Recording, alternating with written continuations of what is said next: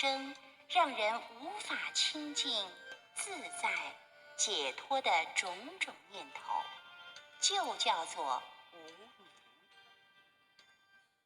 而由于个人的爱愁与执着所产生的无明，便是众生生死轮转不止的主因。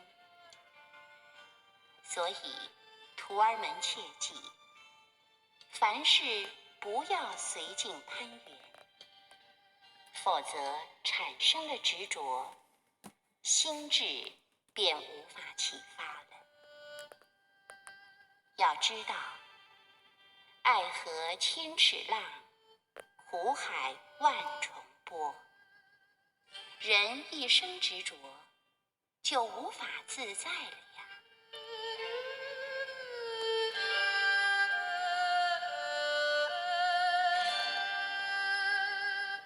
其实人生如戏，倘若衣裳贪欢，君不见曾几何时，有人赫赫烈烈；曾几何时，有人草草生死。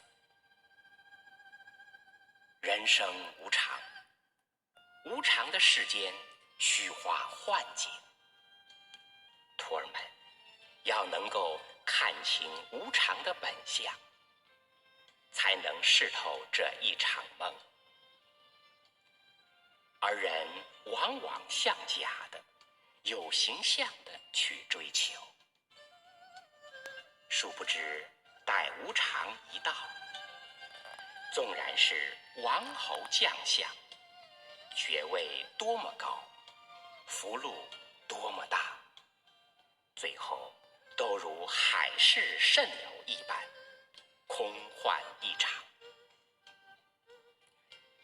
然而徒儿们，若是在这虚华假景当中邯郸梦不醒，那么你此生此世将被命运牵着走，心不能够转境。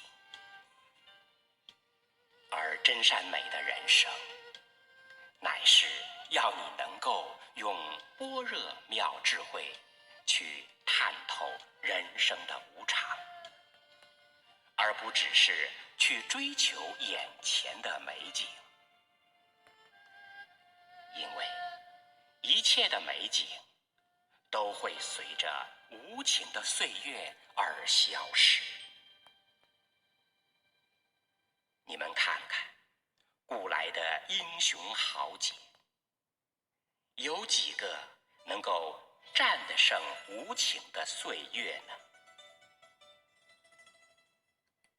你们又可曾想过，当这一场戏唱完之后，你们的灵性又要搬家到哪里呢？